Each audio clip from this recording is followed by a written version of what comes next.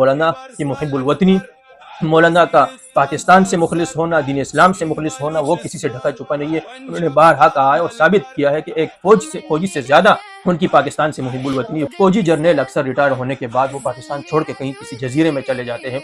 Papa John's के पिज़्ज़े वो बेच रहे होते हैं। मौलाना की पूरी ज़िंदगी यहाँ हुई। कुछ लोग ये इश्काल भी कर रहे हैं कि मौलाना को चाहिए कि अपने बेटों को जो है फ़ौज में भेज दे, उनको हथियार पकड़ा, असलहा पकड़ा, किसी सरहद में उनको बिठा दे, शहादत के लिए मौलाना में ये तब पढ़ लें। तो ये बात भी कहने वाला वो तो हो सकता है जो मौलाना को न जानता हो कि मौलाना किस कबील के शख्स है। मौलाना पे कई धमाके हो चुके, एक नहीं।